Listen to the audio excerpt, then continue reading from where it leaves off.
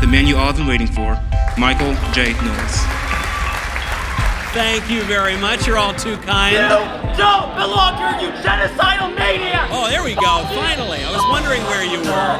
When a conservative speaks on a college campus, one of two things usually happens.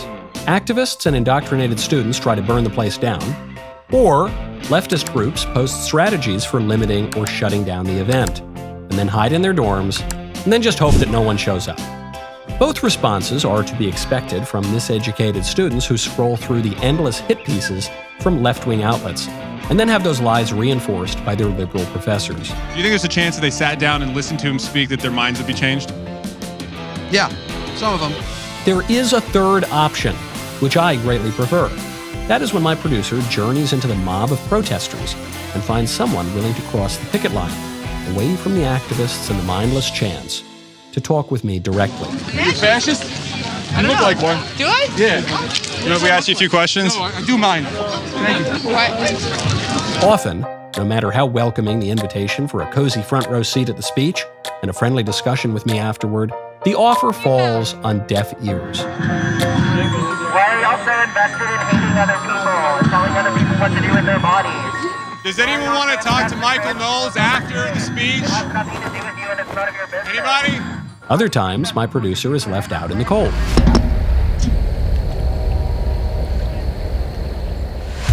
But sometimes, you find someone like Wes at Clemson University, who chose not just to hold some nonsensical sign while screaming at people waiting to hear me speak, but rather to come listen to what I had to say, and then to ask a question to challenge my views. A respectful strategy that gave Wes and me the opportunity to sit down and talk face to face. Thanks for sitting down. No problem. So your name is Wes. Yes, Wes. And you did not protest me, I did not. but you disagreed with me. I do disagree with you in many issues, including what you talked about today. So tonight we talked about IVF and surrogacy. You got up and you asked a question that I thought was really good. So you disagree with me on this topic. You came in disagreeing with me. Did I change your mind at all through the speech? I didn't disagree with the reasoning. I do disagree with, the principle. I don't disagree with IVF and surrogacy, but I understand why you do, and I don't think you're wrong for believing what you believe. So if you agree with my reasoning and you think that I made at least a logically sound argument, then don't you have to come over to my opinion? Well, it kind of goes back to my opinions on everything. Like, I am personally pro-choice, but I believe that people who are pro-life, I don't think that they are stupid and wrong. I think that they have logic in their reasoning, but I also think that people who believe the opposite also have logic in their reasoning, and I almost believe it is just a moral difference that is almost can't be broken. I think it's just a difference of morals. So I agree with you that people who disagree are usually not evil. And they're usually not even stupid. Usually.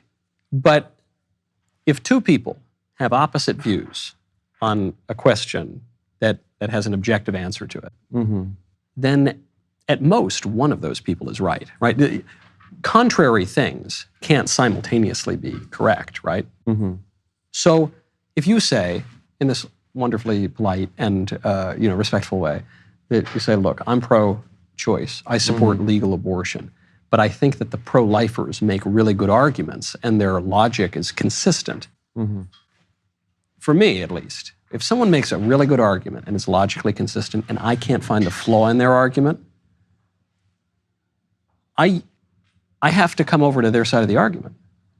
I think that sometimes that there's just a moral disagreement, not necessarily that someone's completely right or completely wrong. Me personally, I believe that what gives people value is not just a beating heart or the fact that you are a human. I believe that is your consciousness and your personhood. That's my personal moral belief. But I don't think someone else is wrong for believing that they don't think that's what gives someone value. They believe it's a beating heart and brain function and a body. Or just their very existence. Yes, exactly. That I believe that people, I don't think that that's I disagree with it, but I don't think that that is illogical, or I guess I disagree with it, but I don't think it's an incorrect way of thinking. You don't see the flaw in the logic. You're still confident that the person that they have the wrong side of the argument, or at the very least that you have the right side of the argument. I guess I would say that because it's my belief, I would of course think that I'm correct and that they are incorrect, but it's not as simple for me as, oh, you're an idiot, you're wrong. That's a stupid way of thinking. Have you ever changed your mind on one of these questions? I grew up with a conservative family. My brother's conservative. I was very conservative growing up, and I actually switched to becoming a liberal. What happened? I got indoctrinated by the college. That's the best and most precise answer. Yeah, Is that what happened? Did it really happen at college? I was about a senior in high school when the transition started happening. I used to consider myself fiscally conservative but socially liberal. That's what all teenage boys say, so that the girls still like us. But exactly, and that's kind of that's the start of the liberal pipeline. It is. So, that is the beginning. You're very perceptive of these things. I wonder if you're a little too respectful. Meaning, if you really believe, say, that the thing that gives a person value, the reason not to kill a person, like through abortion, is not their existence, it's not a beating heart, it's consciousness. And you said that's the determining factor. Then I would respond to that and I would say, okay, well, would it be okay to kill an unconscious person, someone who's asleep or who's in a coma, but who might likely come out of the coma? That would be an example of someone who's not conscious, but who still has a right to life.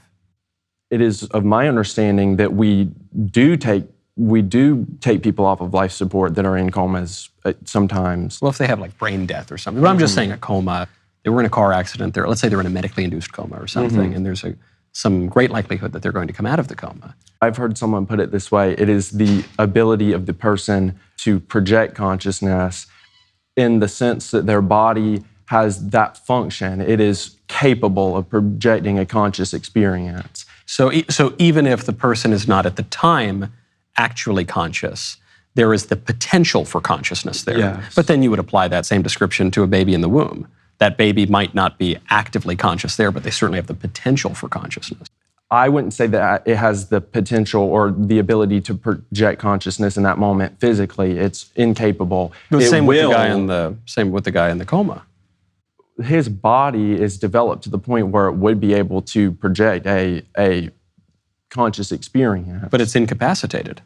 Yes, and I think that also plays a role into it. The fact that you were a conscious being and you've been experiencing life as a conscious human, and then some unfortunate accident or whatever may have happened puts you into an unconscious state. I think that the fact that there was a conscious experience beforehand does play some role in the value of the person. So having been conscious, so you notice you've now sort of changed the criterion, because you're saying, well, it's no longer being conscious, but it's having been conscious at some point, which would separate someone who is asleep or in a coma from a baby in the womb who has never been conscious but has the potential to be conscious later. Then one might bring up the case of killing the elderly.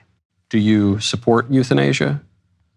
Assisted suicide, whatever euphemism they want to call it. I've struggled with that. I don't have firm convictions either way. Whenever people bring up like medically assisted suicide, I have not formed an opinion on that yet. I'm not in support or against it. I would have to, learn more about it and really think about my morals. According to the setup that you've just made, you're saying if you've ever been conscious and you've sort of fallen out of the active use of your conscious faculties, that it would be wrong to kill that person. So that would be an argument against euthanasia for the senile or demented in that case. Though Sorry to interrupt. No, I don't think it's like steadfast. If you've been conscious before, you absolutely have value that cannot be taken away. I think it's on a case-by-case basis. But then what is the principle by which you discern one case from another?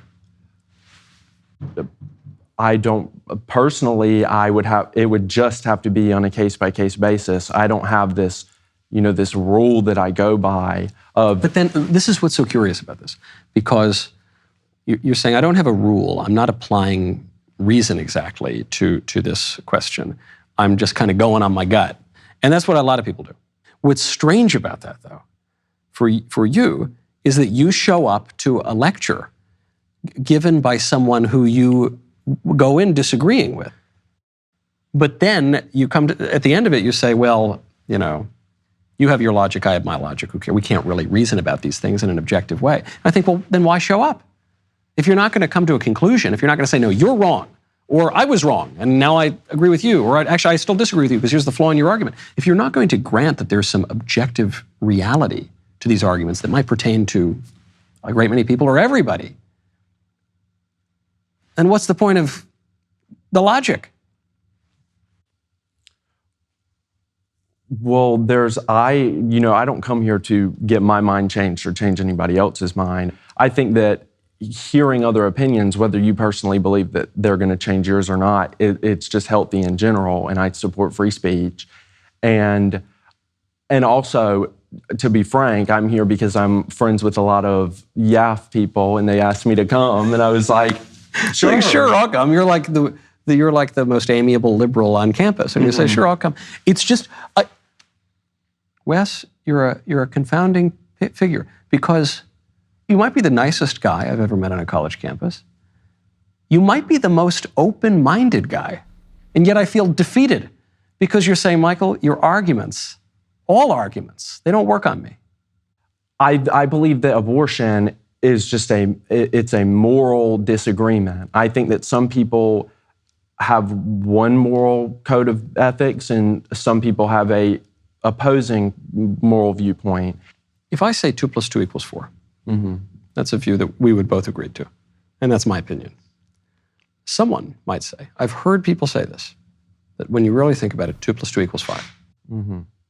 You don't agree with it, and I don't Definitely agree with it. not. Now, those are contradictory opinions. 2 + 2 cannot simultaneously be 4 and 5 at the same time. It can't happen. So one of them is right and one of them is wrong. Yes, and you can't dispute that a fetus is a human. It is a human. I don't disagree with that. Where the morals come into play, there's no. I don't personally believe that there is any set of facts that tells you what gives human value. I think that's what the argument is about. That's what morality would. What gives a human value, and I don't think that is something that can be. Objectively known. Objectively known, exactly. Can you know that it's better, it's morally better to help a little old lady cross the street than it is to kick a little baby in the head? Can you know that for a fact? You see, I personally don't agree in objective morality. So you don't know. If someone came to you, this is just you, there's no cameras. Well, there are cameras, but imagine there were no cameras, and someone came to you and said, hey, Wes, just between you and me, man. There's a guy who's helping a little old lady cross the street, and there's a guy who's kicking a little baby in the head just because he's a sadist. Is one of those guys morally better than the other guy? Obviously, I believe so because I have a moral code of ethics, and I believe those to be true. So, of course, I would say that. And where do you get your morality from? Evolution. Maybe a higher being. Evolution never gave me any morality. Well, maybe a higher being. I'm not a Christian. I may not be a Christian. I'm told by Christians that I'm not a Christian, but I do think that there can be a higher power that created the world. It's like the non-contradiction thing again. You're not a Christian, but you're not a Christian. Well, I've been pushed out of the Christian. By whom? Who pushed you out? Let me go talk to him. Well, I mean, some people could say I led myself out because I have moral disagreements with certain things in the Bible, and I've always rationalized my whole. What's that? Shellfish? Yeah. You say, I love shellfish. I like shellfish too. There's lots of moral disagreements that I have with the Bible, and I've been saying, okay, I believe in God, but the God that I believe in and want to believe in doesn't necessarily think those things that are in the Bible. If you get your morality from evolution. Well, I don't know necessarily if that's where it comes from. It's just... Because evolution, in theory, just exists to propagate the species, right? It's just the process by which a species adapts to its environment to propagate itself. That's all it is. So evolution doesn't care at all about good or bad. It just cares about life or death. it seems like you're looking for love in all the wrong places. If you're looking for good or bad, you're not going to find it in any theory of evolution. Evolution could have guided you in such a way to believe all sorts of things as long as it would impel behavior that were conducive to reproducing.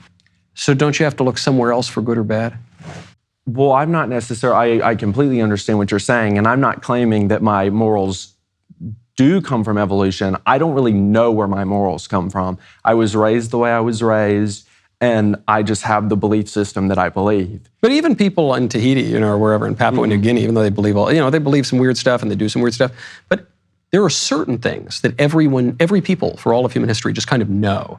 Even if they express it differently. We know that murder is wrong. We know that theft is wrong. People transgress those, but every culture knows this, right? And it can't just be the particular environment in which you were raised. There has to be something perhaps more objective and universal about it. Well, going back to evolution, I don't think that all morals come from evolution, but I think specifically knowing that murder is wrong probably does come from evolution, wanting to make sure that the race continues. It's if you murder people, that's bad for the human race. Would you murder anyone right now?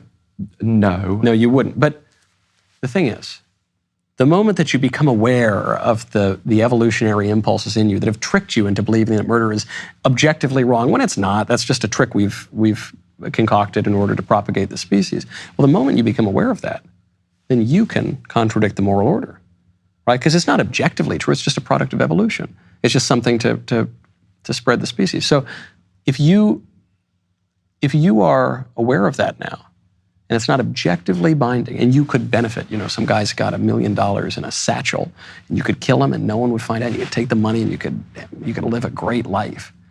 Something tells me you still wouldn't do that. Well, I wouldn't, but I personally don't think that just the fact that I know where they come from, I don't think would give me the ability to go against them. I think that there's still that deep gut feeling that's ingrained in me that tells me that murder is wrong. If I know that came from evolution, that doesn't change the fact that I have a gut feeling that tells me that murder is wrong. So even if you've arrived at that from your reason, what you're saying is, no, my gut instinct is going to overpower my reason, which is what you've been telling me the whole time. Well, I don't even necessarily believe that I did get my morals from evolution. There very well could be a higher power and a creator. I do not dispute that. But I don't think that I can just say that murder is wrong. I think that... You can't force that view on someone else. You can't say that it's objectively true, is what you're saying. I think that morals and what we decide as a world, or I guess a country or a society is wrong, is based on the collective subjective morality of all the different people put together. I think that if everyone in America in their subjective moral viewpoints thought that murder was okay, then murder would be legal. Well, it would be legal, but you still wouldn't think it's okay. I wouldn't, but I mean, that's my subjective morality. I don't think that somebody... I think it's your objective morality. I think, Wes, you don't give yourself enough credit. You're here, you listen to these arguments, you parse them rationally, you say, in some cases, I guess in this speech tonight, you say, I actually agree with his arguments, but I came in disagreeing and my first principles are a little different, so I'm gonna have to consider that. But I don't know, I don't wanna say that someone's wrong, or because you're very nice. Wes, my only advice as an older man, I was a student once, much less open-minded than you. I would say, you can be less nice. You can give yourself permission to be right about the things that you instinctively want to be right about, that you kind of know that you're right about. You don't need the permission of Charles Darwin or 50 million Frenchmen or anything like that. Your gut, ironically, is pretty good, and it's okay to, when you hear a logical argument, you can accept the conclusion, even if all the other people tell you wrong. Just my humble advice, in no way condescending, as someone who was a student once. Wes, thank you so much. Thank you. Wes may not have been completely convinced by my views, but the fact that he showed up and sat down with someone he fundamentally disagreed with was impressive. Wes is a student and showed a lot more courage and integrity than many former teachers on the YAF tour that I have encountered, all of whom showed up with all that shallow confidence in the world, screaming at my producer and storming out of the event, but who, when given the same offer to sit down with me, went mum and slunk away. I'm hoping to find more people like Wes who are willing to cross the picket line, to hear what conservatives have to say, and maybe even muster the courage to talk about these topics face to face.